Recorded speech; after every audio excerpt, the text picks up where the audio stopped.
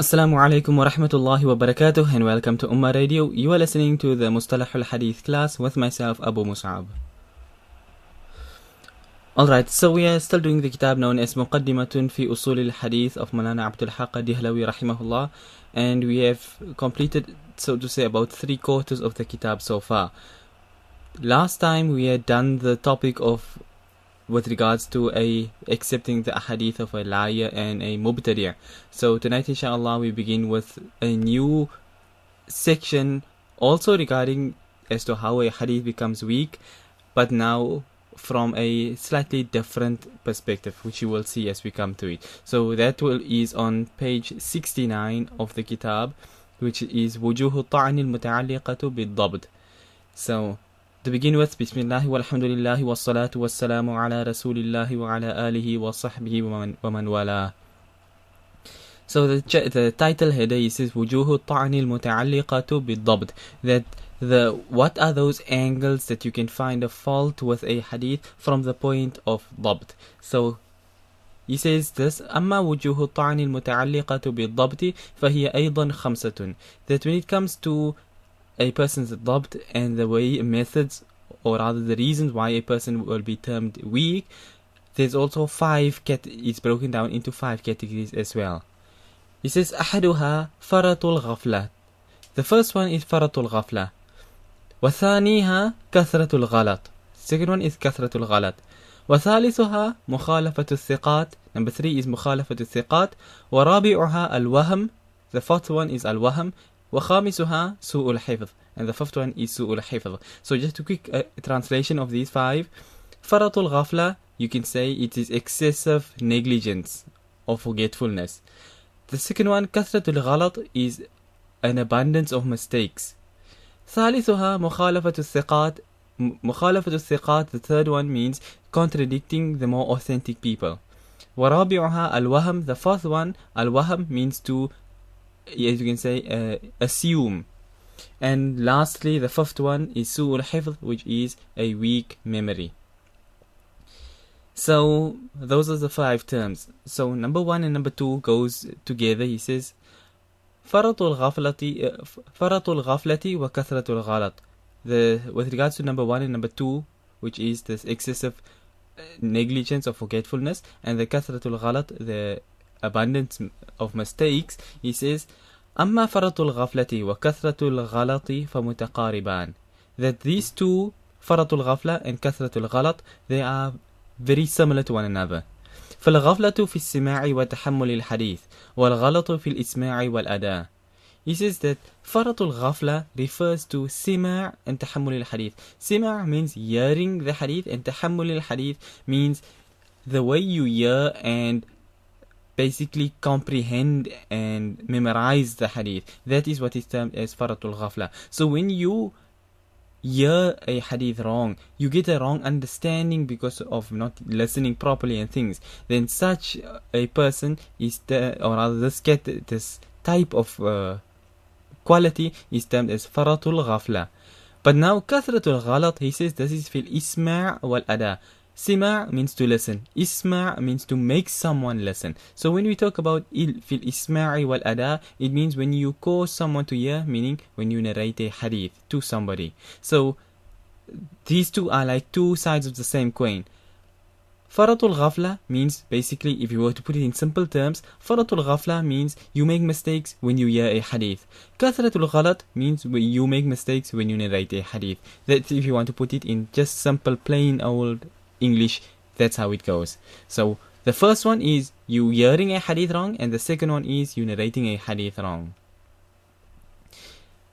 Alright, so that's the end of page 69. So now we move on, and those were point number 1 and number 2. So we move on now to point number 3, which is on the next page, page 70. He says mukhalafatu thiqat, contradicting someone who is more authentic. Now if you listen to the names of these headers here, you will find that it is actually stuff which we have previously passed by before. Shadh and all these sort of things, we have previously passed it, but we just simply passed by the terms. But now you are gaining an understanding behind those terms.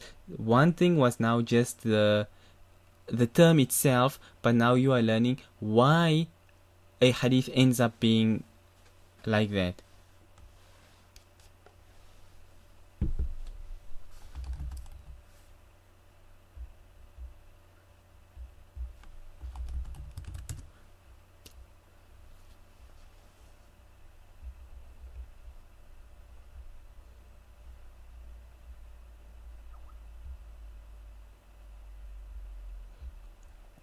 Okay, so title number 3, Mukhalafatu Thiqat, contradicting those who more authentic, more reliable, more knowledgeable narrators. And this is also something which we have done in the past as well, which was where the whole topic of shadh and all that came in. It's this very same thing which we are doing over here now.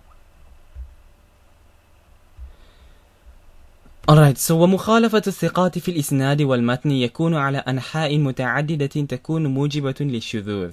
He says that مخالفة الثقات, when you are a narrator and you are contradicting the narration which has been reported by more authentic people, this takes place either in the sanad or in the matan, either from the point of the chain or from the point of the actual text of the hadith. So here Abdullah comes along and he says that this hadith was reported by Abdul Rahman, who heard it from Abdul Rahim, who heard it from Khalid, for example. But the more authentic person says that no, this hadith was reported by Khalid, who reported it from Abdul Rahman, who reported it from Abdul Rahim, in that particular order. So this person who is less authentic is making a mistake in the sanad. The second point is from the matan perspective, and that we know is also something which passed by previously, that he uses and he narrates a particular wording which does not appear either at all in the narration of the person who is more authentic, or he reports something which contradicts the narration of a person who is more authentic. So it's one incident which is being reported, but there's two versions of the story which is being reported. And obviously now this one person is not as authentic as the other one. So he says here, يكون على أنحاء متعددة. It happens and takes place in various angles, how a person can contradict someone who is more authentic. And he says all of these angles that it happens, تكون موجبة للشذوذ. This necessitates it and causes such a hadith to be termed as being shadh. And obviously we did pass by the term shadh previously, so if you still remember that, then everything here should be making perfect sense, because you are basically just learning how everything is fitting together. So he goes on further, he says وَجَعَلُهُ مِنْ وُجُوهِ الطَّعْنِ الْمُتَعَلِّقَةُ بِالضَّبْطِ مِنْ جِهَةِ أَنَّ الْبَاعِثَ على مخالفة الثقات إنما هو عدم الضبط والحفظ وعدم الصيانة عن التغير والتبديل.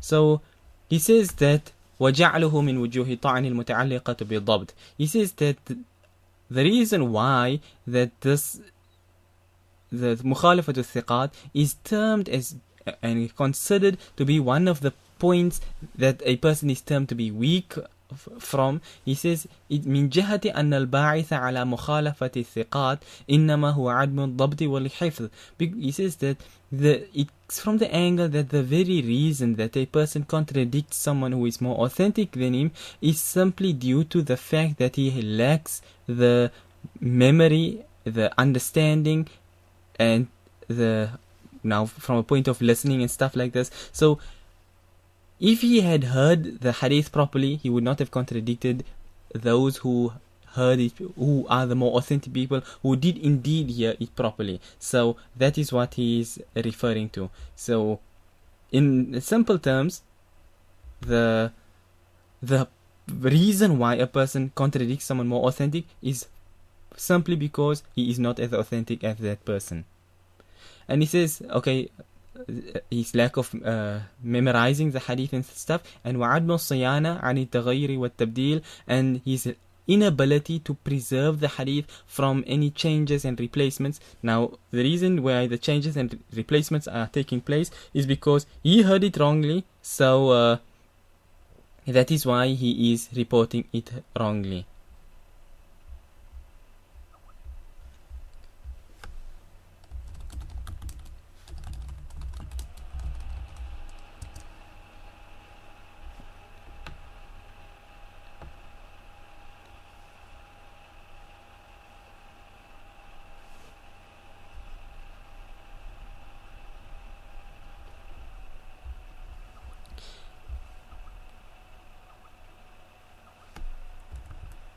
Alright, so we move, that's now the third type, which is mukhalafatu thiqat, the contradicting someone who is more authentic. So now we move on to the fourth chapter, or the fourth type, which is al-wahm, which, like I explained earlier, was when a person assumes, he doubts, so now he makes an assumption. He says, وَالطَّعْنُ مِنْ جِهَةِ الْوَهْمِ وَالنِّسْيَانِ الَّذِينَ أَخْطَأَ بِهِمَا وَرُوِيَ عَلَى سَبِيلِ التَّوَهُّمِ إِنْ حَصَلَ الْإِطِّلَاعُ عَلَى ذَلِكَ بِقَرَائِنٍ دَالَةٍ عَلَى وُجُوهِ عِلَلٍ وَأَسْبَابٍ قَادِحَةٍ كَانَ الْحَدِيثُ مُعَلَّلًا.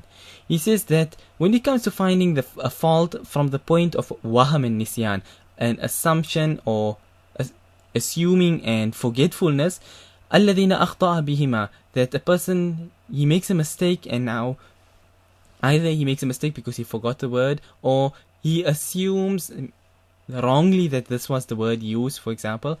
So وَرُوِيَ عَلَى سَبِيلِ التَّوَهُّمِ, and now he narrates the hadith عَلَى سَبِيلِ التَّوَهُّمِ, means from an assumption basis, like for example, I think, not like the tawahum, if you were to translate it or use it in normal sense, it would be used like this, that I think this was the word used. That is this what he means by ala sabili tawahum. So I think this was the word used in the hadith. So if a person reports it like this, he says, in hasal al-ittila'u ala dhalik, if a person comes to find out about this, على بقرائن دالة على وجوه علل وأسباب قادحة, he says that this wahm, this nisyan of a person, that this person assumes now and thinks it was this word here, for example, used, if it is such that through the qara'in, the certain signs that the muhaddithin will look for, if they find that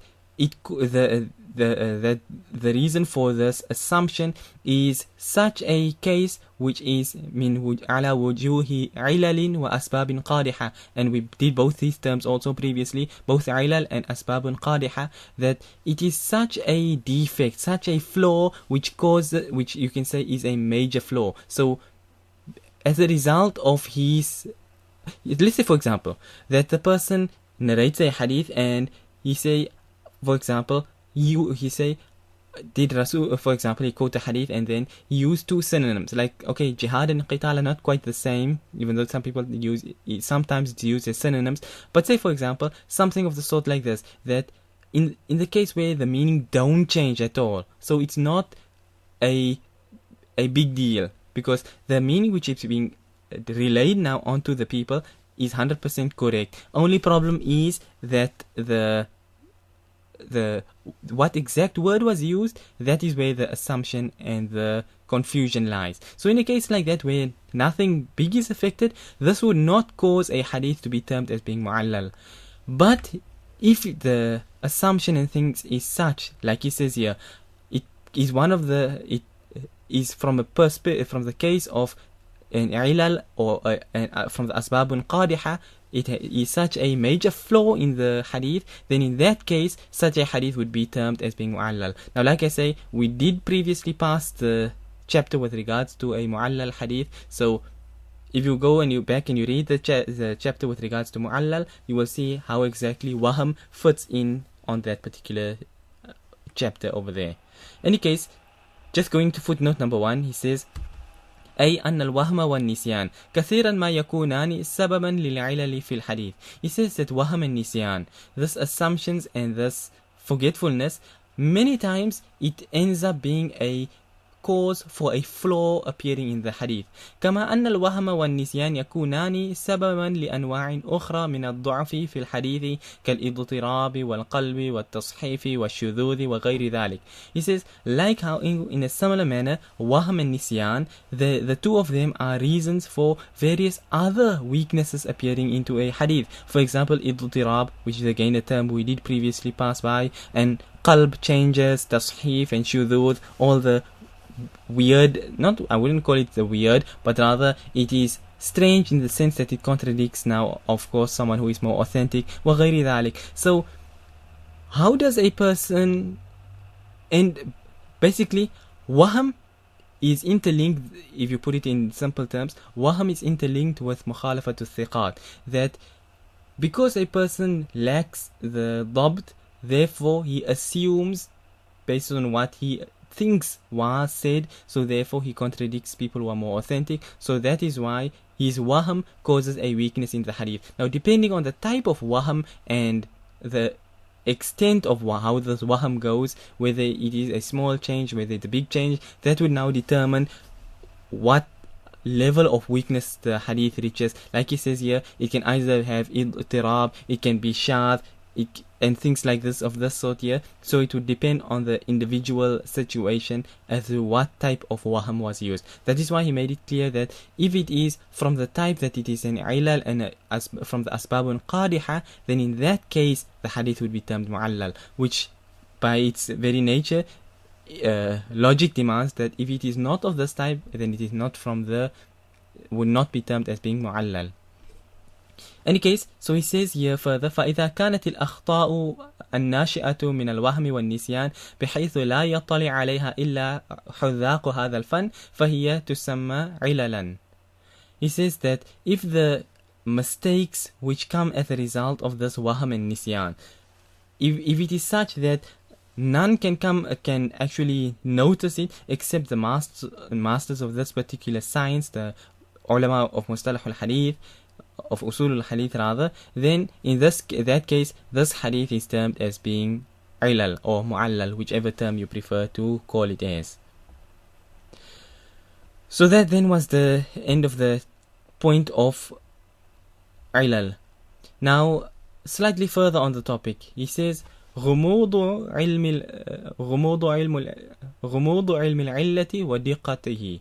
He says the obscureness with regards to the knowledge of the ilm, the illah, the fault, the flaw, and wadiqatihi, the minuteness of this particular flaw, how minute it can become. So he says, وَهَذَا أَغْمَضُ عُلُومِ الْحَدِيثِ وَأَدَقِّهَا. He says that this is the most, you can call it the most obscure or the most difficult of the science of hadith and the most minute and in-depth form. He says, وَلَا يَقُومُ بِهِ إِلَّا مَنْ رُزِقَ فَهْمًا وَحِفْظًا وَاسِعًا وَمَعْرِفَةً تَامَّةً بِمَرَاتِبِ الرُّوَاةِ. He says, no one has the ability to enter into this field and to actually delve in it except that one who was granted the understanding and the memorization, a wide memorization and a complete understanding of the levels of the narrators. وَأَحْوَالُ الْأَسَانِيدِ وَالْمُتُونِ, the states of the sanads and the matans. كَالْمُتَقَدِّمِينَ مِنْ أَرْبَابِ هَذَا الْفَنِ إِلَى أَنْ انْتَهَى إِلَى الدَّارَقُطْنِ. He says, for example, the people who had this sort of knowledge were like the mutaqaddimin, the senior ulama of hadith from the salaf. He says, min arbabi hadha al-fan, the leaders of this, the science of usulul hadith. He says, until it ended by the time of Imam ad-Daraqutni rahimahullah.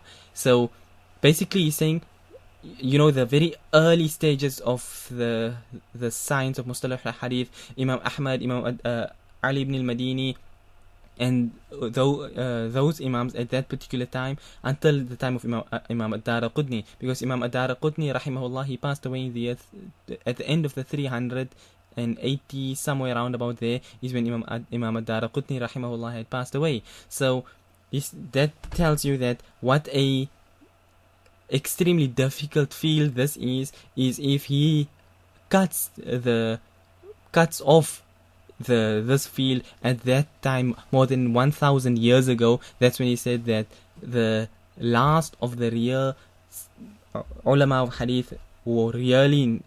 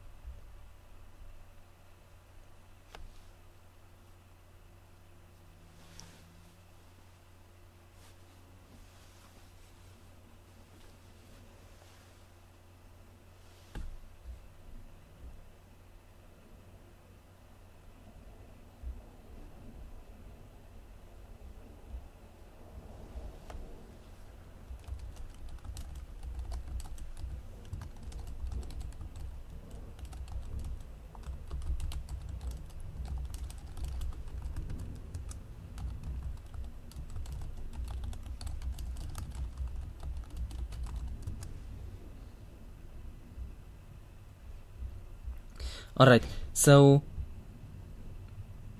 anyway, so what he was saying here is that, at least in the opinion of Maulana Abdul Haq Dihlawi rahimahullah, he said that the last of these senior ulama of the science of hadith ended at the time of Imam ad-Daraqutni rahimahullah, and therefore he says وَيُقَالُ لَمْ يَأْتِ بَعْدَهُ مِثْلَهُ فِي هَذَا الْأَمْرِ وَاللَّهُ أَعْلَمُ. He says it has been mentioned that after Imam ad-Daraqutni rahimahullah, no one of his likeness had ever come thereafter. Wallahu a'lam. And now this tells you that despite people like Imam al-Dhahabi, Imam Ibn Taymiyyah, Imam Ibn Hajar, Imam al-Nawawi, and all the other muhaddithin who came later on, and we know what the high level they are on, but what he's implying here is that not even they reached up to the level of these senior ulama of hadith like Imam Ali ibn al-Madini and others. If we just go to footnote number 1, you'll just see a little bit over there. We pass by the whole point on the life and who Imam ad-Daraqutni rahimahullah actually is. So we move on to the last 3 lines of the footnote, or rather 4 lines, let me rather say. He says وَلِهَذَا لَمْ يَتَكَلَّمُ فِيهِ إِلَّا الْقَلِيلُ مِنْ أَهْلِ هَذَا الشَّأْنِ كَعَلِيِّ بْنِ الْمَدِينِ وَأَحْمَدُ بْنُ حَنْبَلَ وَالْبُخَارِ وَيَعْقُوبُ بْنُ أَبِي شَيْبَةَ وَأَبِي حَاتِمَ وَأَبِي زُرْعَةَ وَالدَّارَقُطْنِي. He says that, and this is reported now from Imam Ibn Hajar al-Asqalani rahimahullah in Sharh Nukhbat al-Fikr. He mentions that this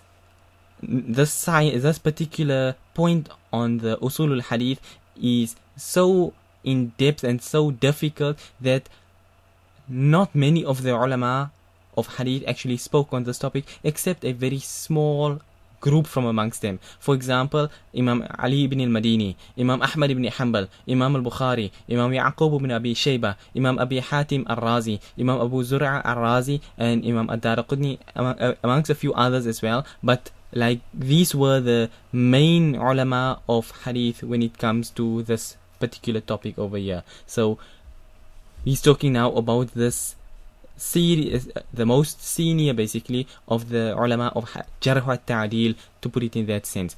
Imam Ali ibn al-Madini and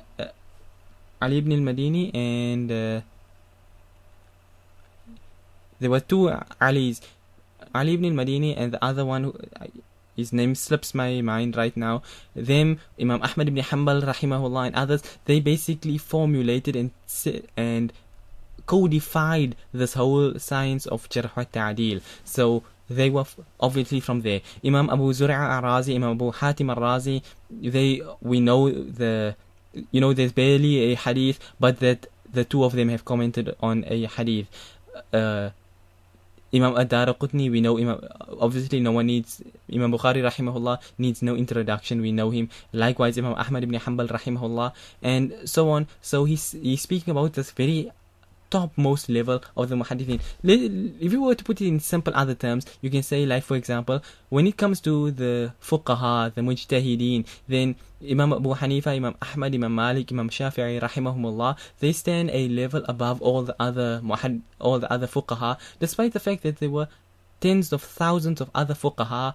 There was Imam Sufyan ibn Uyayna, and there was Imam Sufyan al-Thawri, amongst others, so many of the fuqaha. Even if we talk Imam Muhammad, Imam Abu Yusuf, and all the other fuqaha thereafter, great as they were, but they weren't quite on the level of the 4 A'imma. So this is basically, like you can say, the A'imma from the muhaddithin perspective, people like Imam Ali ibn al-Madini, Imam Ahmad rahimahullah, and others.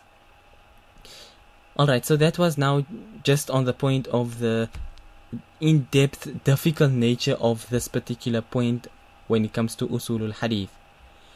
That was now point number 4. Now we move to the final point, which is, he says, su'ul hifz, a weak memory. Okay, question, are they all from the Salaf? Yes, all of those people mentioned over there were all from the Salaf. That is why when I mentioned that Imam ad-Daraqutni, and okay, let's just look over here. It says Imam ad-Daraqutni rahimahullah passed away in 385 years after Hijrah. So that tells you that everyone over there all lived prior to Imam ad-Daraqutni rahimahullah. So therefore every one of them were from the Salaf. So if you cut it off at say 380 years after Hijrah, then you're sitting with more than 1,000 years which follows it, and basically the whole Khalaf comes thereafter, and these A'imma here all were from the Salaf. Alright, anyway, coming on to the point now, سوء الحفظ, a weak memory. He says, وأما سوء الحفظ فقالوا إن المراد به ألا يكون إصابته أغلب على خطئه وحفظه وإتقانه أكثر من سهوه ونسيانه. يعني إن كان خطأه ونسيانه أغلب أو مساويا لصوابه وإتقانه كان داخلا في سوء الحفظ، فالمعتمد عليه صوابه وإتقانه وكثرتهما. He says that when it comes to the topic of سوء الحفظ, he says فقالوا, the ulama have said إن المراد به ألا يكون إصابته أغلب على خطئه, that what is intended hereby is that the amount of times that he is correct should not be more than the times that he makes mistakes. So وحفظه وإتقانه أكثر من سهوه ونسيانه, that the amount that he remembers and he understands fully and things should not be more than the amount of times that he makes mistakes and that he forgets. يعني إن كان خطأه ونسيانه أغلب أو مساويا لصوابه وإتقانه كان داخلا في سوء الحفظ, meaning that in simple terms, that if the amount of mistakes, forgetfulness that he makes, if it is more or it's equal to the amount of times that he is correct, then in that case such a person is termed as being سوء الحفظ. So فالمعتمد عليه صوابه وإتقانه وكثرتهما. He says that the deciding factor is when it comes to how often he is correct in his narrations. So in simple terms, if the amount of times he is correct is equal or more than the amount of times that he makes mistakes, then such a person we won't term as being su'ul hifz. But if he's, or rather I should say, if the amount of times he is correct is more than the amount of times that he makes mistake, then he won't be termed as being su'ul hifz. But if it's equal or he's more wrong than right, then in such a case, such a person would be termed as being su'ul hifz. Which obviously should tell you that if the man is 50% of the time is right, you got a 50-50 chance, then such a person, you can't rely on him. And this is basically, as you can say, it's an usul which applies in most cases, that للأكثر حكم الكل, that al-akthar, the majority, has حكم الكل, meaning the rule, it's deemed as though it is everything. So if we're talking 60%, then we'll consider it to be a pass. But if it's 50%, then it's a fail. So in this sense over here too, that if it's 50-50, he's a fail, he's termed su'ul hifz, we won't accept it. But if he's 60% correct, 40% wrong, we won't deem him su'ul hifz. If he's 60% wrong and 40% right, obviously there's no question about him being su'ul hifz. So that is the deciding factor. How much he is correct and how often he is wrong. Okay, now the last point now is with regards to, well, how will we deal with the narrations of such a person? He says, حكم سيء الحفظ, the ruling of a person who has a weak memory. He says وسوء الحفظ إن كان لازم حاله في جميع الأوقات ومدة عمره لا يعتبر بحديثه. He says that if a person all the time, his whole life, he was always having a weak memory in this sense, then لا يعتبر بحديثه, you won't consider his ahadith. Meaning, from the word go, right when he began out starting narrating a hadith, he was always having a weak memory and making mistakes and stuff like this, then in that case you won't consider such a person's hadith. The difference, or what is being meant over here, is that you have a person in his youth, he narrated a hadith perfectly, but when he got old, his memory became weak, and so he started making mistakes and stuff. So in a case of a person like this, the muhaddithin would take from his early life when he was young and his memory was fine, and then they would be now more doubtful when it comes to his narrations when he's an old man and he's making mistakes. That is why he's saying here that if most of his life basically he's been of this type here that he's been making mistakes, then we just simply won't consider his ahadith. He says وعند بعض المحدثين هذا أيضا داخل في الشاذ. And he says according to some of the muhaddithin, this category here also falls under the category of shadh.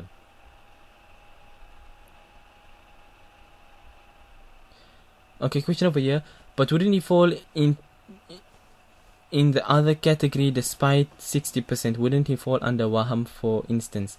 No, not necessarily. A person may be of the 70% correct, 30% wrong, and he could be doing waham. In fact, the person could be 90% correct, 10% wrong, and still be doing waham. So waham is obviously when you're doing 10% wrong and 90% right, 10% is wrong. So how is that 10% wrong? It could be through the point of whether it's mukhalafatu thiqat, whether it's waham, or anything of the sort like this here. So it's a more, how would you put it, a more unrestricted thing in that sense over there. This weak memory. Okay, but in any case, just to read on footnote number 2, maybe it will become a little bit clearer. He says عده من الشاذ بمعنى أن سوء الحفظ يكون هو السبب في شذوذ الرواية، وإلا فإن الشاذ كما هو تعريفه المعروف رواية الثقة المخالفة للثقات، وسيء الحفظ لا يكون ثقة، فكيف تكون روايته شاذة؟ وأما إذا كان الشاذ رواية تفرد بها ثقة أو غير ثقة فيمكن أن يكون الشذوذ بسبب سوء الحفظ. He says that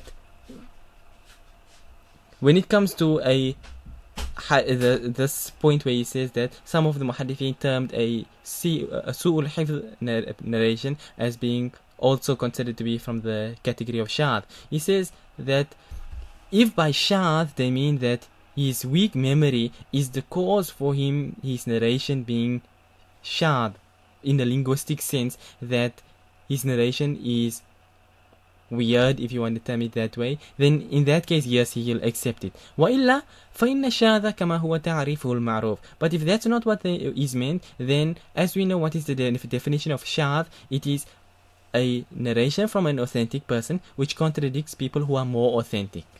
And when it comes to he says that a weak memoried person, لا يكون ثقة. When you have a weak memory, you're not termed as being trustworthy and reliable, or being called thiqa, basically. So how can your narrations be termed as being shadh? So basically it's an oxymoron. Only an authentic person's narration can be termed as being shadh. So if you are, it's like saying a fabricator's narration is shadh. A fabricator's narrations are rejected, so how can his narrations be shadh? It's basically saying it like that. So a weak memoried person, his narrations are not shadh because for the reason is that his narrations by default are weak. So, and him as a person is not thiqa. So that's what he's basically trying. What he's basically trying to do here is deny that when in the kitab here, هذا أيضا داخل في الشاذ, he's trying to deny that the shadh term which is being used here, that it is used incorrectly if it is used in the Mustalahul Hadeeth term, but if it's used in a linguistic term, then there's no problem.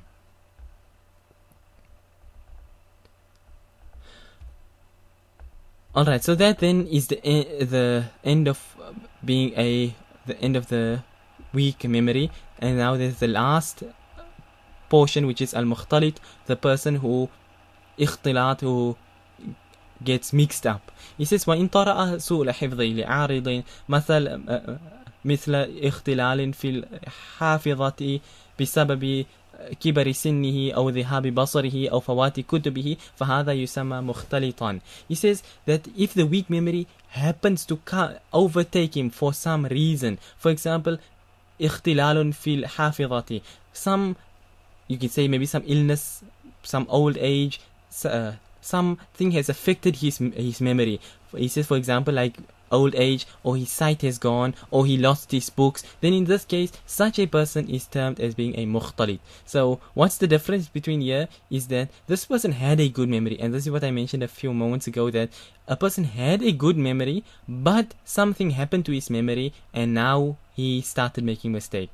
So either because he got so old, he started forgetting, so he made mistakes. Or he used to be able to see, then he became blind, and as a result of that, he started making mistakes. Or he used to narrate from his kitabs, that's where his knowledge was, but then after losing his kitabs, he started narrating from memory, and as a result, he started making mistakes. So in a case like this, such a person is termed as being a mukhtalit. He is someone who gets confused. Okay, this one is related to the one before. Yes, mukhtalit is related, it's all subcategories of the whole topic of su'ul hifz. So one is a su'ul hifz from the word go. Right from the day he started narrating a hadith, he had a bad memory, he didn't know what he was narrating, he was making mistakes non-stop. And the mukhtalit is a person who used to narrate correctly, but now he is narrating with mistakes. That's the difference between the two. So anyway, حكم المختلط, what's the ruling regarding the narrations of such a person? He says, فما روي قبل الاختلاط والاختلال متميزا عما رواه بعد هذه الحال قبل وإن لم يتميز توقف وإن اشتبه فكذلك. He says, whatever has been reported from this person before he started getting confused and mixed up, when it is clear to see the difference between them and between the narrations which he is reporting now after the state of ikhtilat has happened to him, then in that case those previous narrations will be accepted. But if you can't tell the difference, that what he reported earlier and what he's reporting now, then you will make tawaqquf. You won't accept his ahadith basically. And he says, if it's doubtful as to which one it is, then similarly in that case too, you'll make tawaqquf. You won't take it the hadith just like that from him. Now, I gave an example of this last time. Tawaqquf means, like to be, not to take if you're speaking in general, tawaqquf means to stop, to pause, you don't take a particular side. So in this case, you don't go towards accepting or rejecting, you just simply stay away from it. So that's tawaqquf. So, and this I gave an example previously of the one narrator by the name of this famous narrator who's always in the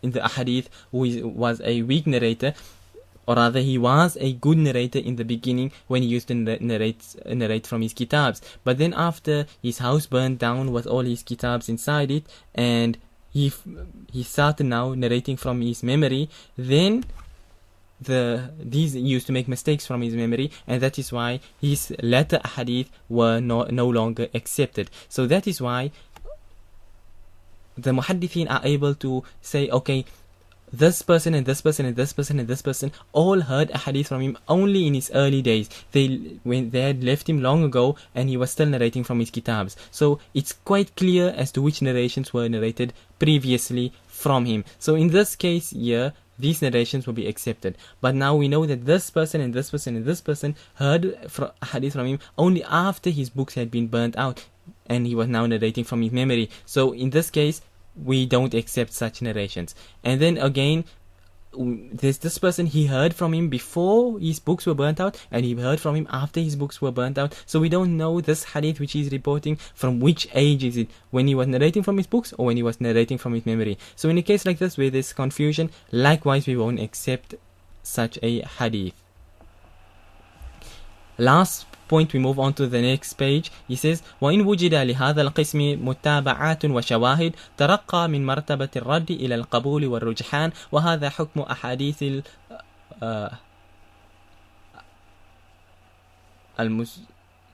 المستوري والمدلس والمرسل. He says that if you find for this particular type certain the shawahid, you have supporting ahadith, supporting evidences, backups for this hadith here, then ترقي من مرتبة الرد إلى القبول والرجحان, then it will be in the sense where you will not accept a hadith of such a person. the supporting evidences will raise its level until it will be accepted, termed an accepted rajih hadith. And he says this is the ruling with regards to a hadith from a mudallis, a hadith which are mursal and of this sort.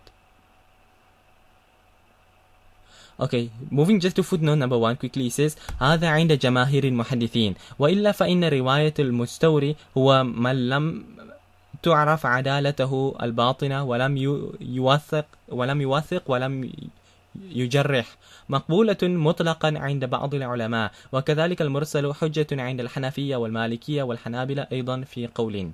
He says that this ruling is the ruling of the majority of the muhaddithin, but other than that, the riwayah of a Mustawri, he says, what is this type of narration? He says, it refers to a person whose inner adala is not known.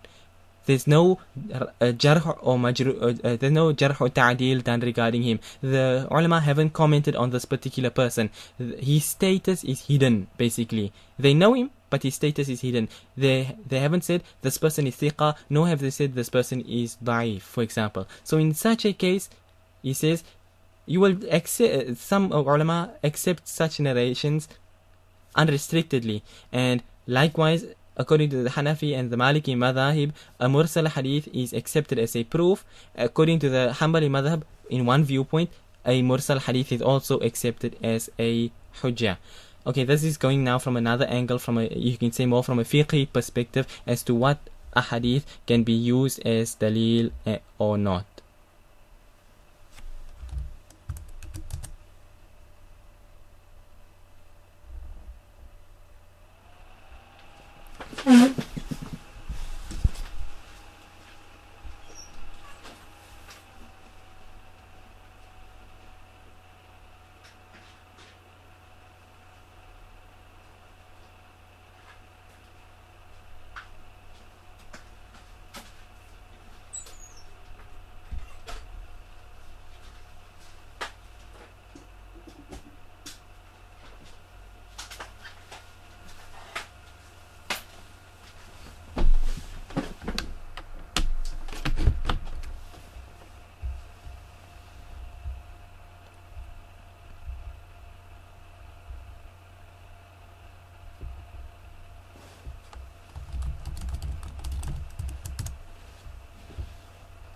Alright, so then inshallah we will be ending on this point here, which is the end of page 73, and next week inshallah we will begin from Al-Fasl al-Sadis, the 6th chapter, which will begin on page 74 inshallah.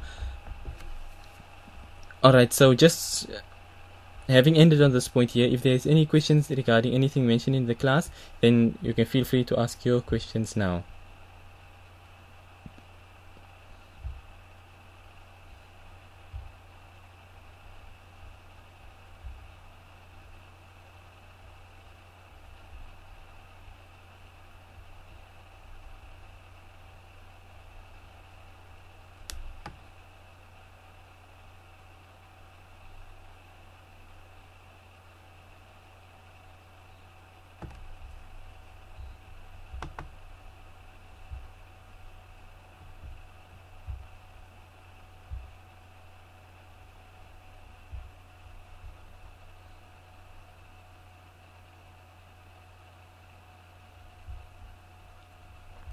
Okay, question here. You mentioned something about this part referring to someone who is unknown. I was just wondering if it is like al-mubham. Okay, no, it's not al-mubham. Mubham is where, as we did last time, it said a sheikh said so. Who that sheikh is could be anybody. That is what mubham is. This here refers to a person who is known. There's nothing hidden about him. The only thing is that the muhaddithin have not commented on this person, whether he is thiqa or not. That's the only difference. Okay, another question over here. All these terms and definitions that we are doing here, it's all regarding weak narrations. Yes, everything that we have done here tonight all deals with how narrations end up being weak. That is why the title heading that we have done is the wujuhu ta'ni al-muta'alliqatu bil-dhabt, the causes for a hadith to be termed as being weak from the point of dhabt. So all of these things here causes a narration to be weak. Obviously, they will differ in levels of weakness from point to point, but at the end of the day, all of them makes a hadith weak if the narrator has any of these qualities in him.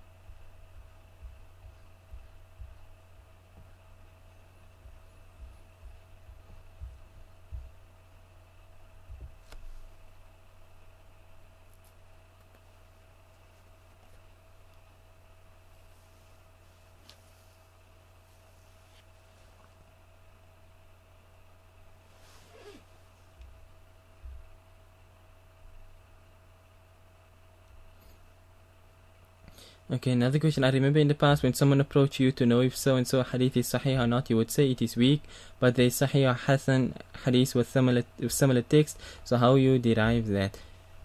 Okay, I assume what is being meant here is that you have a weak hadith, but there is what is termed a shahid or a mutabi', and that is why he mentions here in fact that وَإِن وُجِدَ لِهَذَا الْقِسْمِ مُتَابَعَاتٌ وَشَوَاهِدٌ ترقى من مرتبة الرد إلى القبول والرجحان, that if you find a hadith of this particular category which itself is a weak hadith, but it has supporting evidences or backup narrations, then it raises from this level of weakness to the level of acceptance. And that is the whole point of how a hadith comes from being, for example, da'if, and through its supporting evidences it comes up to being hasan.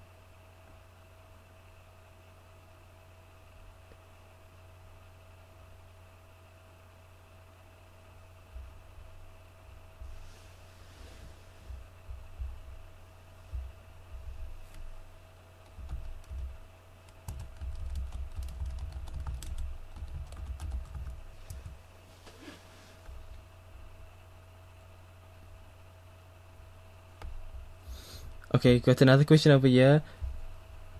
Is the hadith about reciting Surah Kahf on Fridays weak? No, there are the hadith with regards to reciting Surah Kahf on a Friday is not weak, it is authentic, and there are a number of narrations in this regard where we know the one hadith says that the person who recited will have a light from the one Friday to the next. There's other ahadith that mentioned, for example, that you read the X amount of ayat, for example, of Surah Kahf. You have other hadith which mention if you read Surah Kahf, a light will shine from this person from between himself and the Kaaba, and various other narrations as well. So it's not like there is just one single narration, but rather there are numerous narrations in this regard. And now the narrations are, there are a number of authentic hadith in this regard over here. So no, it's not correct to say that the hadith regarding reading Surah Kahf is weak. Wallahu a'lam.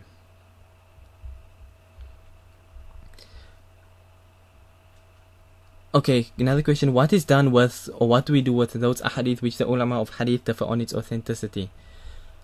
Alright, when it comes to a hadith like this here, then this is in fact where you would say madhahib comes from. If you look, for example, let's take something simple. According to the Hanafi madhab, let's say, Hanafi madhab takes the hadith of Imam Bayhaqi rahimahullah, which says, نحن معاشر الأنبياء, we gathering of Anbiya alayhi salam, we have been commanded to fold our hands beneath our navels in salah. Now, Hanafi madhab takes this hadith amongst various other hadith and other dalail, but this hadith here is dalil for placing the hands beneath the navel. Now, the Shafi'i madhab, for example, will come along and say that this hadith is weak, so they won't act upon it. They will come now with another hadith and act upon that one. So you have two hadith. One say, like, for example, folding on the chest, one say folding beneath the navel. So the fact that there are differing narrations is what causes there to be differing viewpoints amongst the madhahib. Because obviously, one don't follow personal opinion, another one follow a hadith. No, it's just that they differ with regards to the authenticity. Otherwise, if everyone agreed on the authenticity of a particular narration, then everybody would be following the same view. okay, let me say, generally they would be following the same view. But only difference then would be that certain fuqaha would come along and say that no, this hadith is it's authentic, but it's abrogated by another hadith, and that is why they would act contrary to it. But anyhow, when a hadith is the ikhtilaf with regards to the hadith, one alim says it's authentic and one alim says it's not authentic, then there are numerous ways that this hadith would be looked at. One is like how I mentioned now. Another way with how this hadith will be treated is that we will look at who is claiming the hadith is authentic and who is claiming that it is not authentic, and from there we will judge. And this is also something I mentioned in the past, that you have certain ulama who were mutashaddid and you had certain ulama who were mutasahil, those who were lax and those who were overly strict. So if someone who is overly strict comes along and say it's not authentic, and a middle of the road alim come along and say it's authentic, we'll take the middle of the road. Likewise, if a person who is lax come along and say it's authentic and the middle of the road say it's not authentic, we'll take the middle of the road. So that is how it will go with regards to the narrations. It will be looked at in that light, and obviously who said this person is thiqa or who said he's not thiqa and everything like that, each individual narration will be looked at, and then it will be decided as to what viewpoint to follow from there onwards.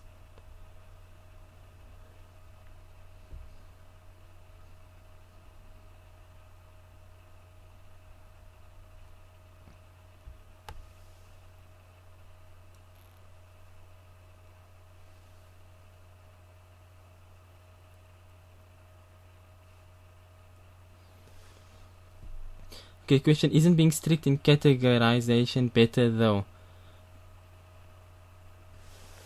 Not necessarily, no.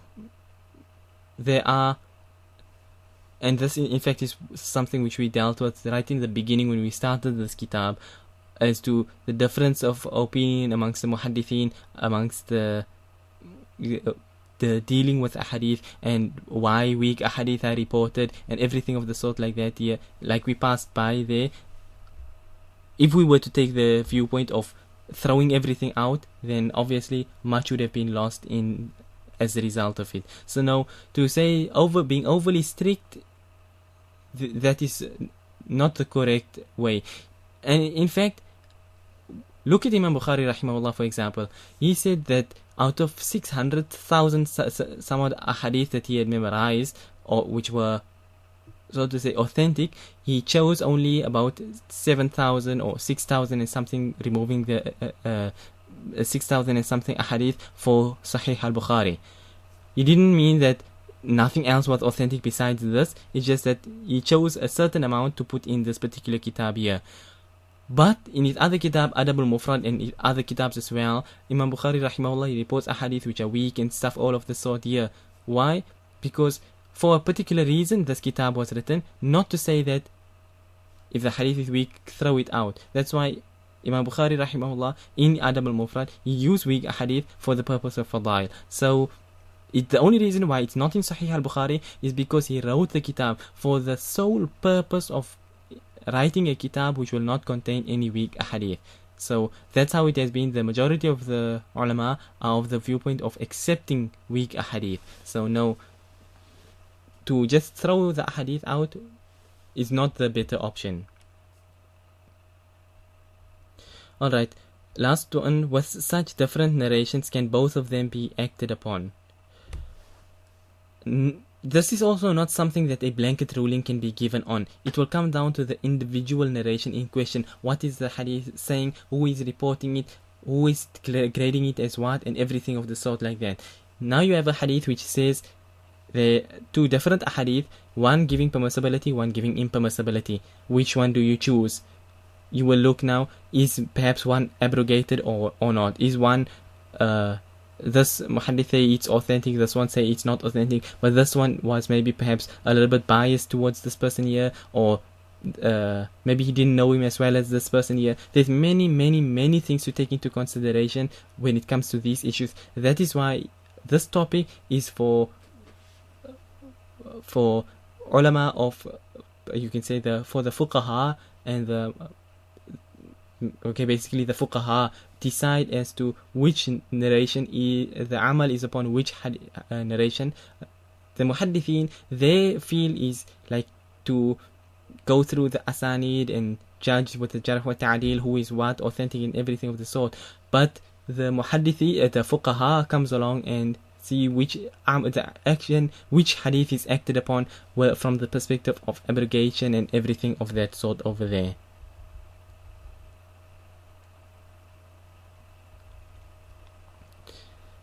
One hadith can abrogate another one.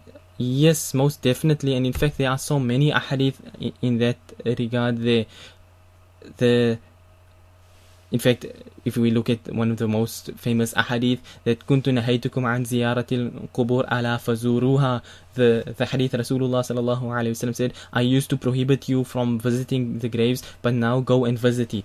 One hadith prohibiting, later hadith comes along, abrogates that one and now gives permissibility. And there are numerous other hadith of that sort. So yes, most definitely one hadith can abrogate another hadith.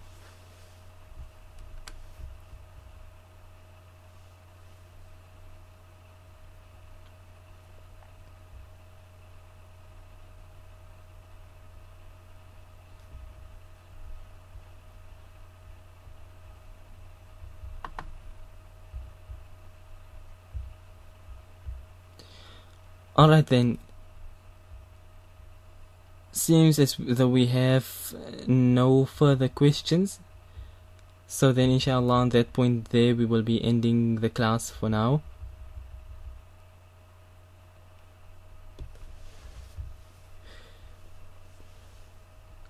So until next time, we will end for now, and we say وصلى الله وسلم وبارك على نبينا محمد سبحان الله وبحمده سبحانك اللهم وبحمدك نشهد أن لا إله إلا أنت نستغفرك ونتوب إليك والسلام عليكم ورحمة الله وبركاته.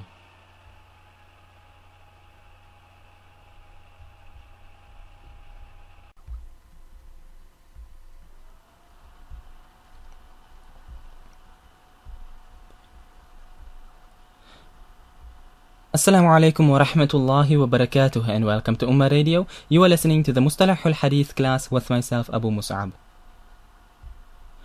Alright, so we are still busy with the kitab known as Muqaddimatun fi Usul al-Hadeeth of Mawlana Abdul Haq Dihlawi rahimahullah. And last time we had just completed the topic of bid'ah on page 66.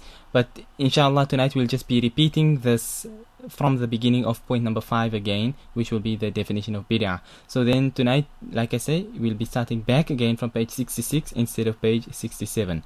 So then to begin with, Bismillahi walhamdulillahi wassalatu wassalamu ala rasulillahi wa ala alihi wa sahbihi wa man wala. So he says al-bid'atu, which is innovation. He says وَأَمَّا الْبِدْعَةُ فَالْمُرَادُ بِهِ اعْتِقَادُ أَمْرٍ مُحْدَثٍ عَلَى خِلَافِ مَا عُرِفَ في الدين وما جاء عن رسول الله صلى الله عليه وسلم وأصحابه بنوع شبهة وتأويل لا بطريق جحود وإنكار فإن ذلك كفر. He says that when we speaking about bid'ah, then what is intended hereby is a belief which is an innovated belief which contradicts that which is a belief of Islam, something which is different to what Rasulullah sallallahu alaihi wasallam and the Sahaba radiyallahu anhum were upon. But such an innovated belief which results through shubha and ta'wil, meaning through some confusion, some misinterpretation, then a person comes to this wrong belief.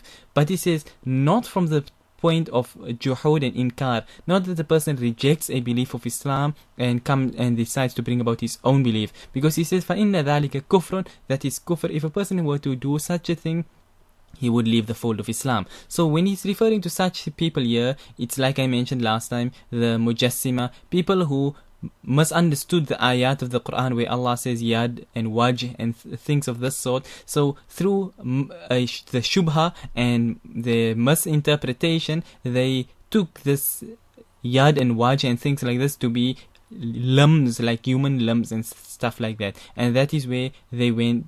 It is a bid'ah, an innovated belief which was not that which the Sahaba radiyallahu anhum and Rasulullah sallallahu alaihi wasallam were upon. So this is what he is meaning. But if a person comes now and he decides to throw everything to the side and say, no, this I bring this one here in instead, this belief is how it should be, then this person, by rejecting this belief of Islam and bringing in his own aqidah, this person becomes a kafir. So we don't even consider such a person. This person is not considered to be a mubtadi', he is considered to be a kafir. Okay, the question, it's just bid'ah, that's all, because that belief sounds idolizing. Okay, on the topic of mujassima, when it comes to tajsim, then the ulama have commented on the mujassima, like they've commented on the khawarij and the mu'tazila and the qadariyya and those people, as to whether they are Muslim or not. And many of the ulama have made takfir upon the groups like the mujassima, the khawarij, the qadariyya, jabriyya, and all these groups over here. So it depends now just on which ulama viewpoint you are reading, because like I say, you have some which have said both views. Obviously, if a person were to now say that Allah is a human being, then this person is outright kafir, and there'd be no confusion about something of that sort. It's just that when a person say, they don't say that Allah has a human hand, as in a human being, but rather it's more like they took yad and turned it into a lam. So they saying that when Allah used the term yad, then Allah meant a lam. So that is what is there, not that they're saying that Allah is a human being, because that would be no confusion at all about such a person. Okay, question over here, does rejecting any aspect of Islam make one a kafir? What about those who say niqab is not a part of Islam? Okay, rejecting any part of Islam, anything which is an integral part of the deen, would indeed put a person outside the fold of Islam. For those who say that niqab is not a part of Islam, who say that it's culture and things like this, of this sort, these people are termed as being also mubtadi'ah. They would, you could term them as being a mubtadi' in this sense over here, and not a kafir. In the sense that what these people are saying here is regarding the niqab, and there's no, like when Allah gives the command in the Quran about the hijab, then the wives of Rasulullah sallallahu alaihi wasallam ibtadarna al-hijab, they immediately went into hijab and they covered themselves up and covered their faces, and that is where niqab comes from. Not that the term niqab itself was used explicitly in the Quran. That is why when it comes to the topic of takfir, the ulama work on the basis of what is termed as being qat'i dalil, something which is mentioned explicitly, and since that is not mentioned explicitly, it would put a person as to having a corrupted belief, but it would not be enough to put a person outside the fold of Islam. So when these deviants of today come along and they say that the niqab is something cultural, it's something that the women just happen to be doing and things like this here, it does not make them a kafir from that basis, but rather it makes them mubtadi'een, deviant innovators. Wallahu a'lam. Okay, so anyway, that was now on the topic of what bid'ah. When we use the term bid'ah in a hadith sense, then this is what we're referring to, a corrupted aqidah. So now we come to what is the ruling of the hadith of a mubtadi', a person who belongs to of these deviated sects. So he says, حكم حديث المبتدع, the ruling regarding the hadith of an innovator. He says, وحديث المبتدع مردود عند الجمهور. The majority of the ulama are of the viewpoint that an innovator's hadith is rejected. But he says, وعند البعض إن كان متصفا بصدق اللهجة وصيانة اللسان قبل. He says that some of the ulama are of the viewpoint that if a mubtadi', this innovator, if he's muttasifan bi sidqi lahja, he's a person who is described, he is known for being truthful, and he protects his tongue, meaning he protects his tongue from speaking lies and fabricating a hadith. So he just happens to have a corrupted aqidah, but other than that he's a truthful person and he don't fabricate things in the deen. Then he says some ulama would say such a hadith from such a person is accepted. He says, وقال بعضهم إن كان منكرا لأمر متواتر في الشرع وقد علم بالضرورة كونه من الدين فهو مردود. He says that if he rejects something which is mutawatir in the Sharia, and it is وقد علم بالضرورة, it is something which is known by necessity that this thing is part of the deen, then in such a case, despite the fact that this person may be, for example, truthful, even then he would not be, his ahadith would not be accepted. He says, وَإِن لَمْ يَكُنْ بِهَذِهِ الصِّفَةِ يُقْبَلُ. But if he's not of this description, then his narrations will be accepted. Meaning he's a person who does not reject something which is mutawatir in the sharia, something which is ulima min ad-dini bil-darura, then such a person's hadith could be accepted. He says, وَإِن كَفَّرَهُ الْمُخَالِفُونَ. Even if the opposers to such a person declare him to be a kafir. مَعَ وُجُودِ ضَبْطٍ وَوَرْعٍ وَالتَّقْوَى وَإِحْطِيَاطٍ وَصِيَانَةٍ. He says, as long as you find these qualities in him, that he has his all the dhabt and wara'. Dhabt we passed by previously and we'll come to it now again in a bit.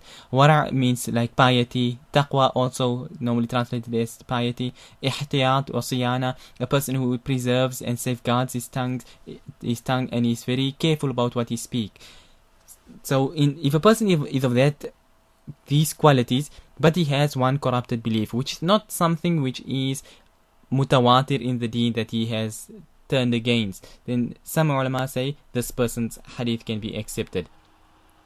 So there's a slight distinction between the two, that some say as long as he's truthful you can accept it, regardless of whether he rejects the belief that he's rejecting is mutawatir or not. That's one group. The other group say if he rejects something mutawatir, then even though he's truthful, you will reject him. But they say if he's truthful and everything like that, and he's not rejecting something mutawatir, then in that case you can accept his narrations. Now there was a point he mentioned here. He says وَإِن كَفَّرَهُ الْمُخَالِفُونَ. Footnote number 3. So we're moving on to footnote number 3 to read just that part. He says قال ابن حجر التحقيق أنه لا يرد كل مكفر ببدعته لأن كل طائفة تدعي أن مخالفتها مبتدعة وقد تبالغ فتكفر مخالفيها، فلو أخذ ذلك على الإطلاق لاستلزم تكفير جميع الطوائف. Imam ibn Hajar rahimahullah, he says that the tahqiq, that what is the proper viewpoint with this regarding this is that not every person who is declared a kafir due to a corrupted aqidah is indeed rejected from that basis. He says why? Because every group says that its opponents are innovators. Obviously, if we just look at ourselves from the Ahlus Sunnah wal Jama'ah, anybody who opposes the Ahlus Sunnah wal Jama'ah, we consider them to be innovators. So we're not speaking now about Ahlus Sunnah wal Jama'ah as a whole, but rather speaking about ulama from within the Ahlus Sunnah wal Jama'ah and from every other group as well. If you look at the Baralvis, they feel they are on the truth and everybody else is incorrect. If you look at the Salafis, they feel they are on the right and the rest of the people are on wrong. That's how it goes. Every person feels that the one who opposes him is the one who is having an innovated belief. He says, but some ulama go to extremes in that sense, فَتُكَفِّرُ مُخَالِفِيهَا, so they declare the one who opposes them in this particular aspect to be a kafir. Meaning, a person is overly strict. Someone just opposes you on okay, let's say for example here, a person is opposing something which is, like we mentioned here above, some ulama accepts a hadith of a person who, if he is truthful and everything of the sort, and as long as he's not rejecting something which is mutawatir in the deen. So some ulama would maybe say this person is rejecting something, it's not mutawatir, but they would say no, this person is a kafir. So he says this is now what you call going to a bit of an extreme. So he says if we were to take this viewpoint here unrestrictedly, then what that would necessitate is that every single opposing group is a kafir. And that in fact comes back to the question earlier about are the Mujassima kafir or not, because Mujassima, Khawarij, Mu'tazila, Qadariya, Jabriya, and all these other various groups, they are all outside the fold of the Ahlus Sunnah wal Jama'ah. So by the mere fact of them being outside the fold of Ahlus Sunnah wal Jama'ah, many ulama would declare them to be kafir. And this is what he is saying here, that if we were to just take it unrestrictedly, then every single one of those people would be considered to be kafir. But we declare them to be Ahlul Bid'ah. They are people of innovation. They are outside the fold of Ahlus Sunnah wal Jama'ah. They are sinners, but they are still Muslim at the end of the day. But of course, depending on the extent of their corrupted aqidah, some would leave the fold of Islam according to everyone, but that comes down now to the individual basis. So anyway, he says, وَالْمُعْتَمَدُ أَنَّ الَّذِي تَرُدُّ بِدْعَتَهُ روايته من أنكر أمرا متواترا من الشرع معلوما من الدين بالضرورة أو اعتقد عكسه. وأما من لم يكن كذلك وانضم إلى ذلك ضبطه لما يرويه مع ورعه وتقواه فلا مانع من قبوله. He says that the mu'tamad, the chosen accepted view, is that the one whose narrations that he's reporting refutes and contradicts his innovation. So let's say, for example, you have let's take for example let's take something simple, a mujassimi, one of the mujassima. Now he believes that Allah has limbs, as I explained a bit of a while ago. Now if he reports a hadith and the hadith contradicts his belief, and the hadith, for example, says that Allah does not have limbs, that Allah is not like mankind, or things like this, then in this case, this narration of his would be accepted. Why? Because it contradicts his innovation. So therefore, if he were to be lying, he would lie something which supports his bid'ah. He would not make up a lie which contradicts his bid'ah. That is what he's saying over here. So a person who rejects and he says a person who rejects a mutawatir, some aspect of the deen, something which is known by necessity of Islam, or he believes something contrary to it, then his narrations are rejected. But a person who is not of that degree, meaning he does not reject anything which is mutawatir or known from necessity of the deen, and along with that he has his taqwa, his piety, his truthfulness and everything of the sort like that, then in that case that will not prevent his narrations from being accepted.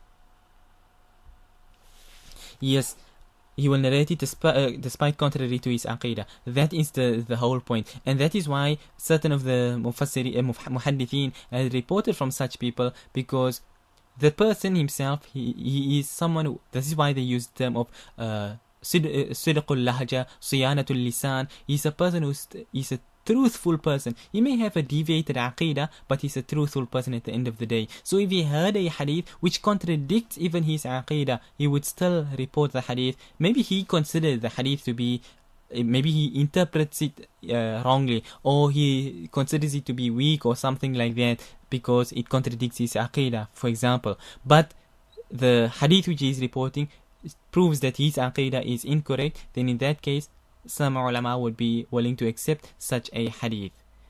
As we pass by, there are those who just say straight out, we don't accept any hadith from such people. But yeah, anyhow, you did get at least people of that sort who would report narration even though it contradicts their own beliefs.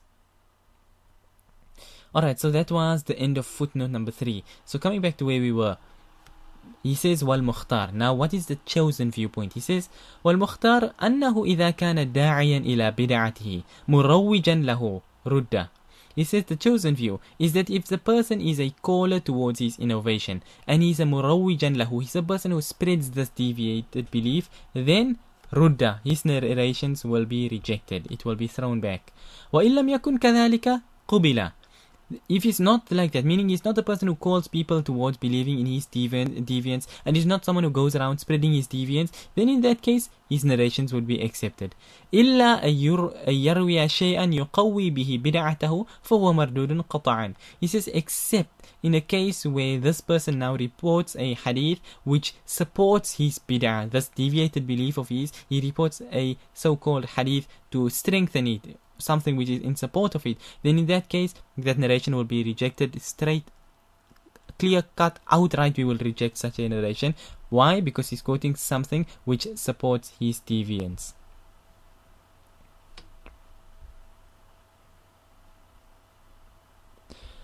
Okay, just to repeat again,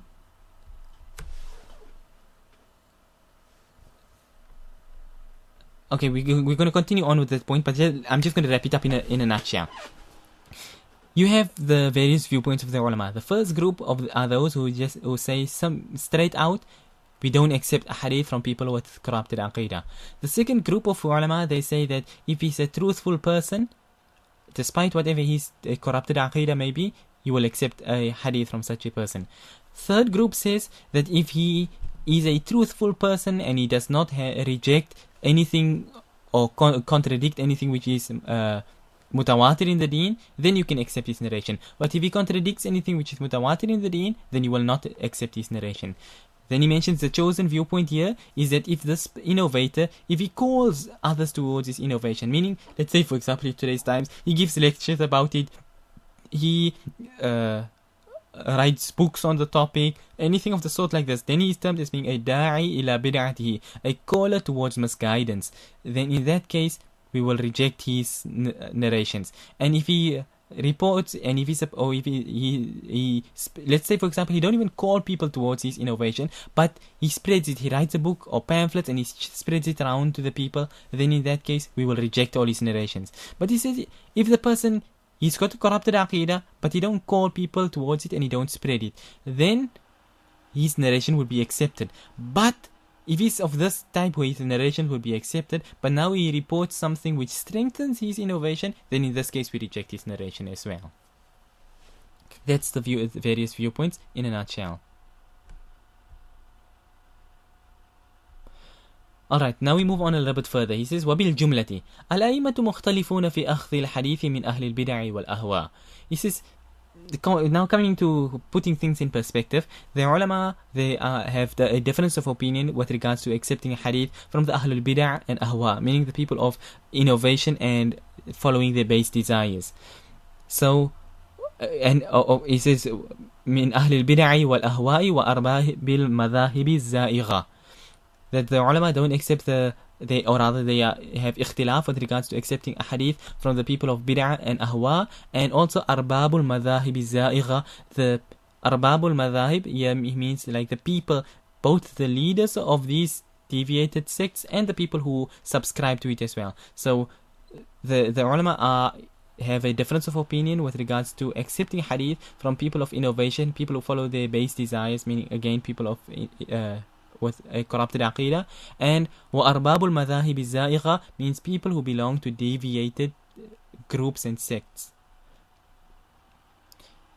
Okay, moving further, he says, وقال صاحب جامع الأصول أخذ جماعة من أئمة الحديث من فرقة الخوارج والمنتسبين إلى القدر والتشيع والرفض وسائر أصحاب البدع والأهواء.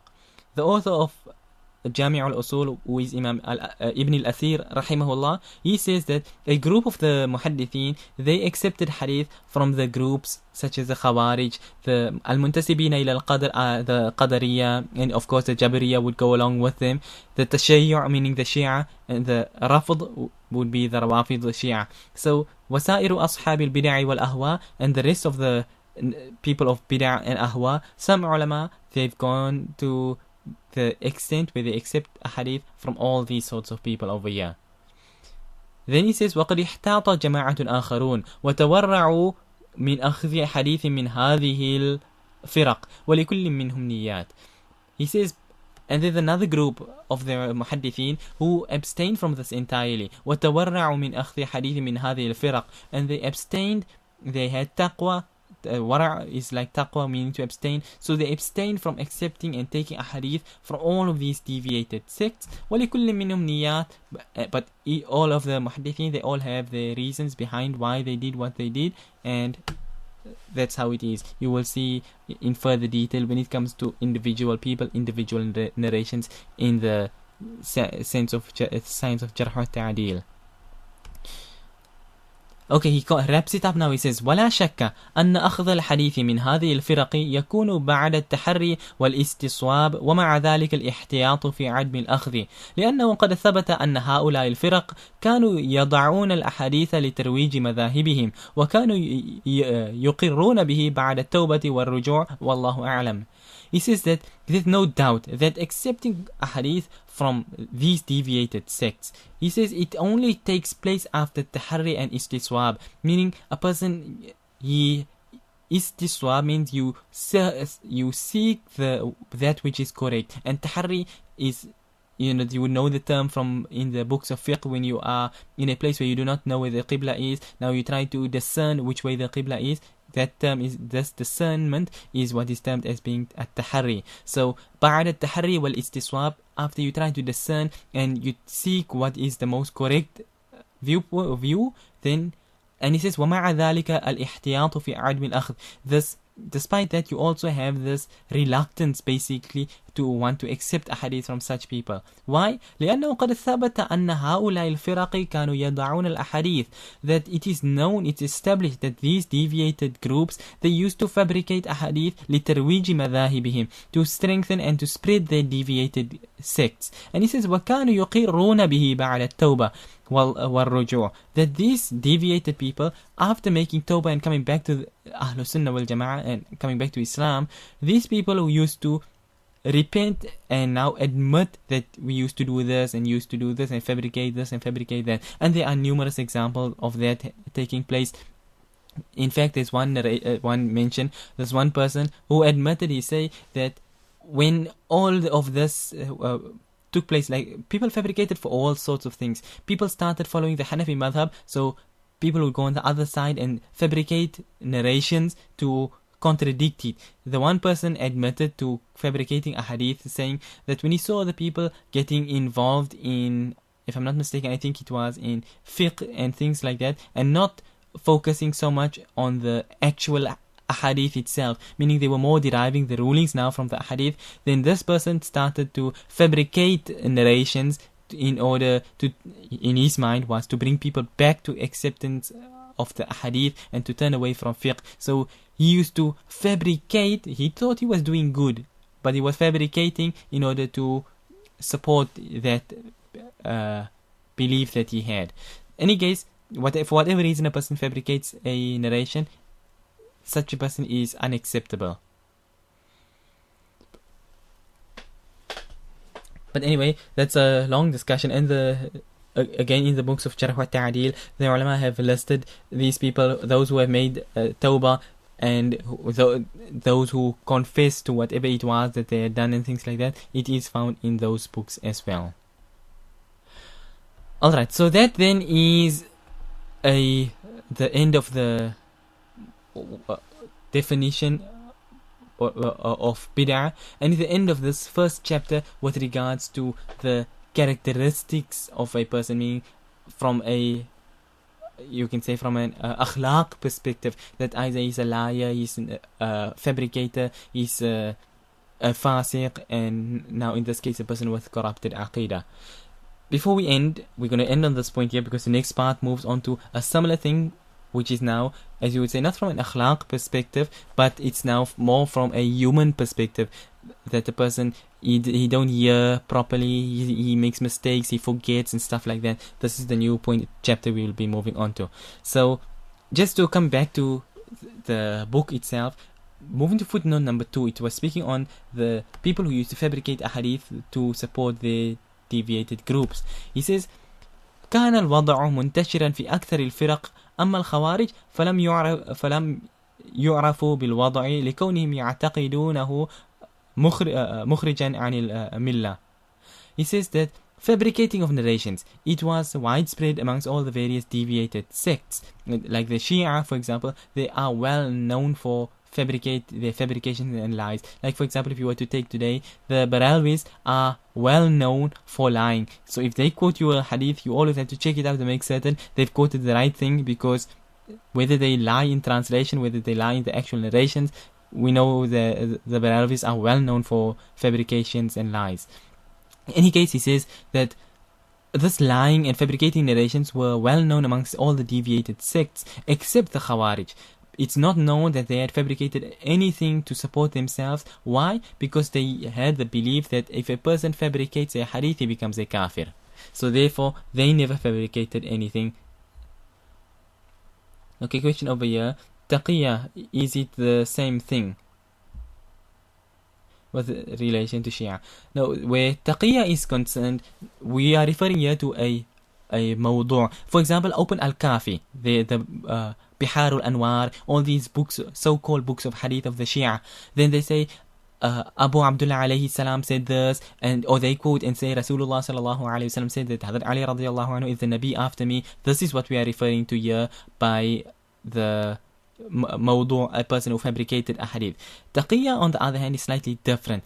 Taqiyya is where they hide their beliefs and expose something else. So, for example, the Shia, they are such deviated kuffar that, for example, we know that mut'a is haram. Now, the hadith prohibiting mut'a is reported by none other than Hadrat Ali radiyallahu anhu. Now we know that the Shia, they reject the Sahaba radiyallahu anhum, say they all became kafir except for a handful. So if it were any other Sahabi who reporting the hadith, they would have rejected it and kicked it outright straight away. But it turns out that Ali radiyallahu anhu is the reporter of this particular hadith. So they are, so to say, bound to accept the hadith. Some would go and say, no, it's from a Sunni source, you can't trust it. But others, they admit that yes, it is truthful. Hadrat Ali radiyallahu anhu did indeed say it. But they come out with the kufr and they say that Hadrat Ali radiyallahu anhu was afraid for Hadrat Abu Bakr radiyallahu anhu and Hadrat Umar radiyallahu anhu and the other Sahaba. So he made taqiyya and he said this hadith. That's the type of kufr that they come out. Just because they are afraid, they are cowards, they are lying fabricators. So they try and put it on Hadrat Ali radiyallahu anhu and the Ahlul Bayt as well. So this is what is taqiyya. It's different from a wadda', a person who fabricates a hadith. Okay, he says, coming back to where we were, he says, وَمَا رُوِيَ عَنْ بَعْضِهِمْ مِنَ الْوَضَعِ فَهُوَ سورة استثنائية. وأما الشيعة الروافض فإنهم أكثر الناس كذبا على الإطلاق. انظر السنة ومكانتها في التشريع الإسلامي للدكتور مصطفى السباعي. Okay, this is now just his statement. He says that where you find some of the Khawarij, it's reported that they fabricated something. He says that is from a suratun istithnaiya. You know, it's like the rare, it's one in a blue moon.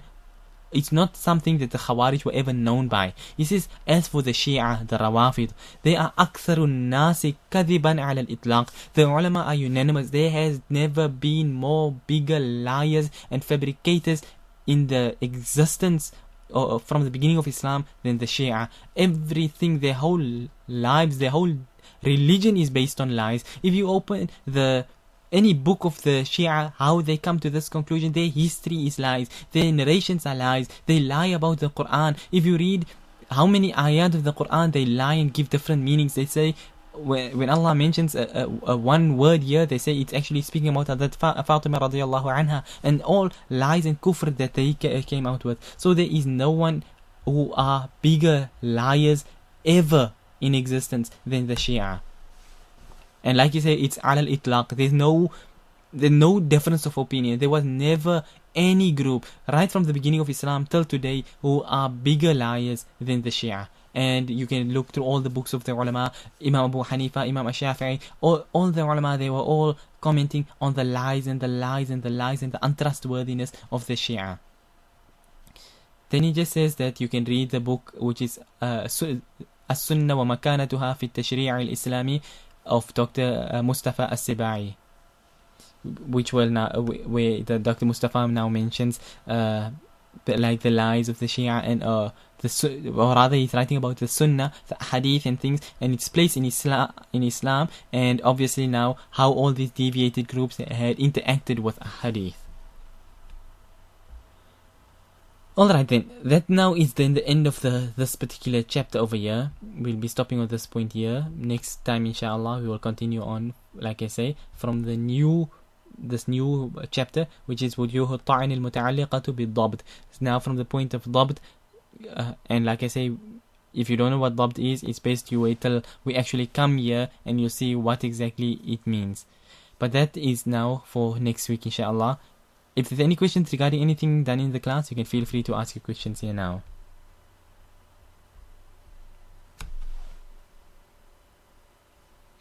Okay, question over here. How come Bid'ah Hasana didn't come up this time? I think that's what confused me last time.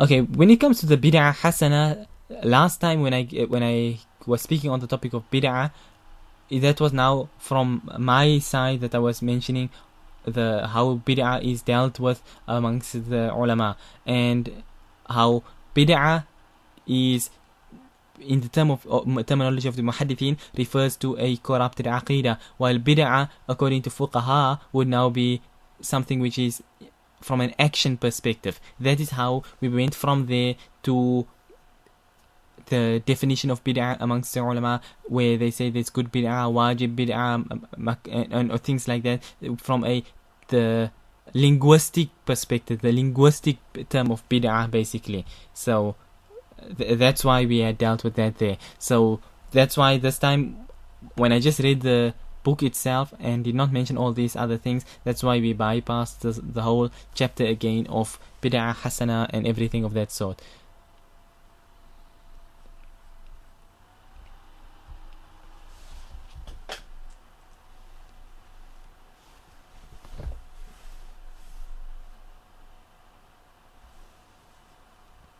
Okay, question over here. Are things like World Hijab Day bid'ah? Yes, indeed. Things like World Hijab Day and all these sort of things, they are all definitely termed as bid'ah. These are innovations. It's like I mentioned last time. These are all parts of what you would term as the tashabbuh bil kuffar, where these days actually only became famous because some kafir woman decided they'll support also the scarf and they'll wear a scarf today. And thus, the World Hijab Day on its own is something flawed right from the word go, because World Hijab Day, as they term it, is when a woman will now put a scarf on her head and that's it. She may be wearing a shorts and everything, but she's wearing a scarf on her head, so she's supporting World Hijab Day. So that is far removed from what hijab actually is. Hijab, many people have this misconception where they believe that hijab means a headscarf. Khimar means a headscarf. Hijab is something much more vast than that. Niqab and jilbab and khimar and everything falls under this whole umbrella of what is termed hijab. When a woman covers herself entirely, a woman may wear niqab and everything, but she laughs and speaks with any men in the street and stuff like that, then she's not fulfilling hijab. Hijab is also from a character perspective, that you conduct yourself in a modest manner and things like this here. You do not flirt, you do not have unnecessary chats and stuff with men and stuff like this, غير محارم and stuff of this sort. This is also contradictory to hijab. So when this whole World Hijab Day is concerned, it's just that a woman takes a scarf, puts it on her head, don't even cover her hair, and thinks that now she's doing something, she's somehow supporting Islam or something of the sort by doing it that way. So hijab is also for men. Yes, you can say to it, yes, hijab is also for men. If a person makes a statement like this, generally people will get taken aback. How can you say hijab is for men? Why? Because they have the wrong understanding of what hijab is. They assume hijab is a piece of material, so therefore they don't understand what it's all about. Just 1 second.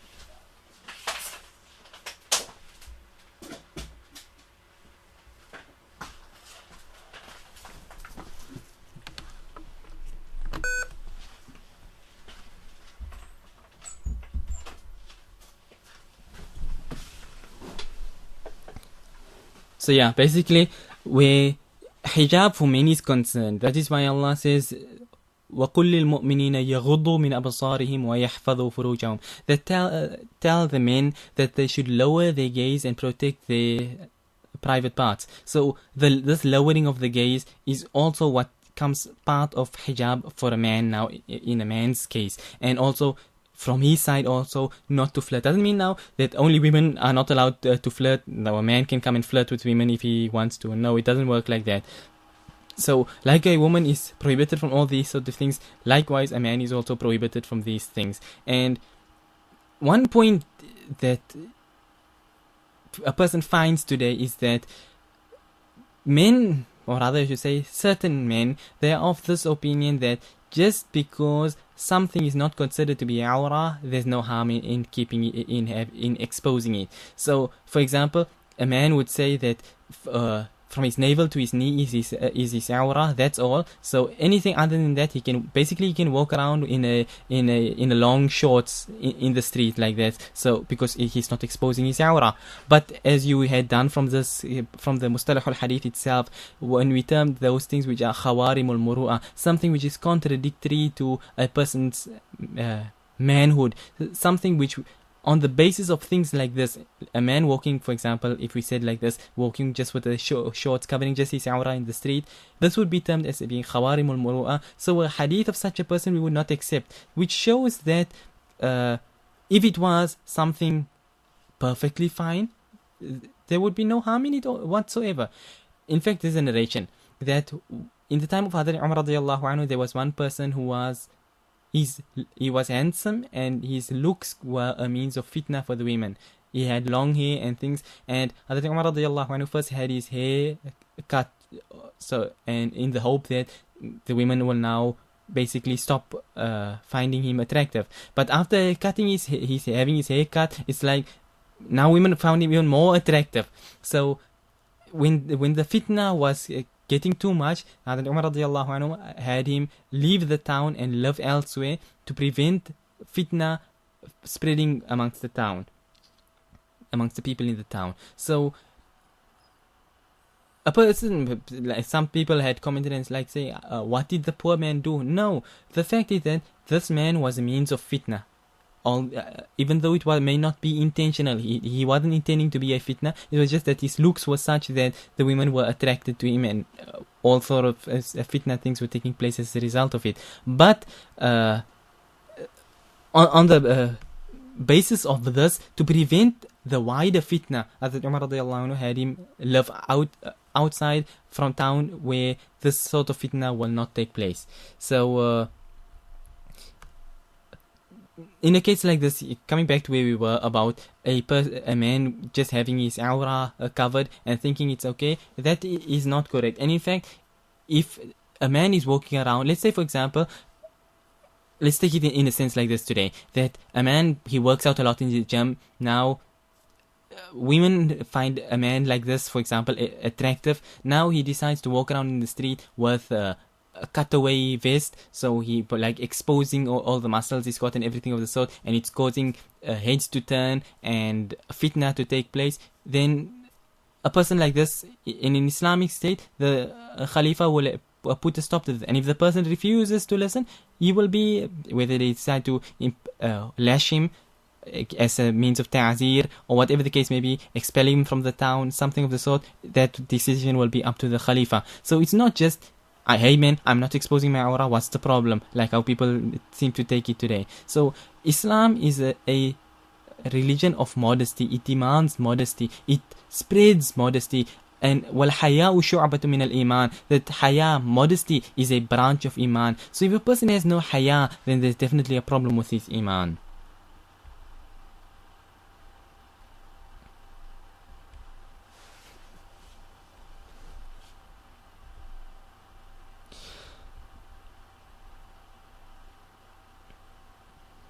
Okay, another question over here. Every bid'ah is a means to, is a way to the fire. That bid'ah is referring to which kind? Okay, the hadith كل بدعة ضلالة وكل ضلالة في النار, that every bid'ah is misguidance and every misguidance is in the fire of Jahannam. This would now be termed as the bid'ah sayyi'ah, the evil bid'ah, if we're using the technical term of bid'ah.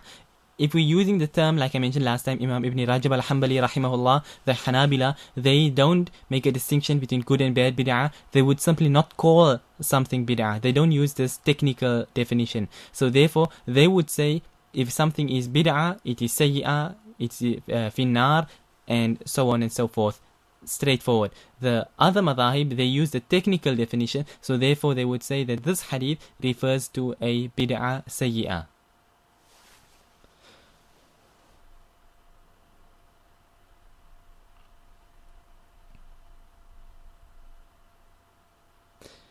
Oh, okay. Question here regarding the bid'ah, dalala, كل الضلالة في النار. This is it from an aqidah perspective or from an action perspective? This hadith is actually referring to an action perspective, which is the lesser of the two. Obviously, if a person's aqidah is corrupted, he's got serious problems. But if a person is doing one action his aqidah is intact, but he's doing one particular action, which is an innovation, then it's bad, but it's not as serious as having a corrupted aqidah. So that's why the hadith is speaking of the lower form. That obviously if the lower form is wrong, then by logic it demands that the higher form is much more worse and wrong. So the hadith of every innovation being misguided and all misguidance being in Jahannam, this refers to a person innovating an action into the deen.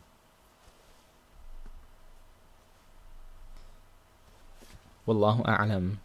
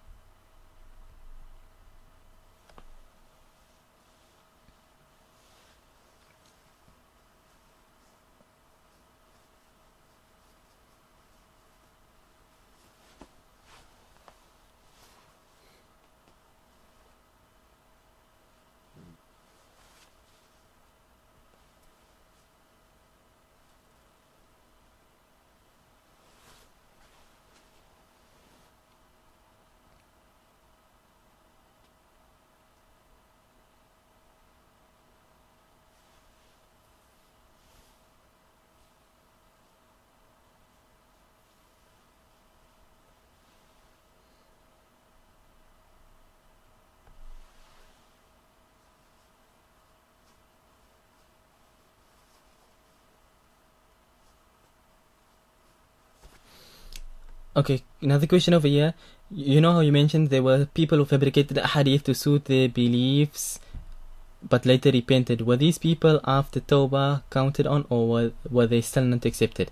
Their narrations were still not accepted, and this is what we had discussed right at the beginning of this chapter with regards to kadhib, a person who fabricated a hadith. If it is proven that once in his life he fabricated a hadith, then even if he told the truth the rest of his life thereafter, his hadith will never be accepted again. So in a case like this here, if a person has come forward and say, I did fabricate these hadith and things like this here, then in that case, none of his hadith. He may repent. For the rest of his life, we will never accept any hadith ever from such a person.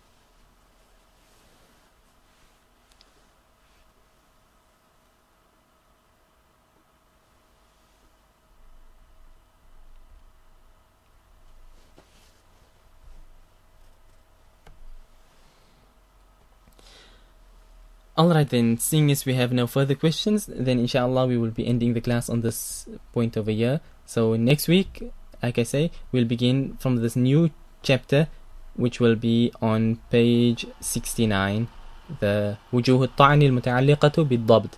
So until then, we will end for now when we say وصلى الله وسلم وبارك على نبينا محمد سبحان الله وبحمده سبحانك اللهم وبحمدك نشهد أن لا إله إلا أنت نستغفرك ونتوب إليك والسلام عليكم ورحمة الله وبركاته.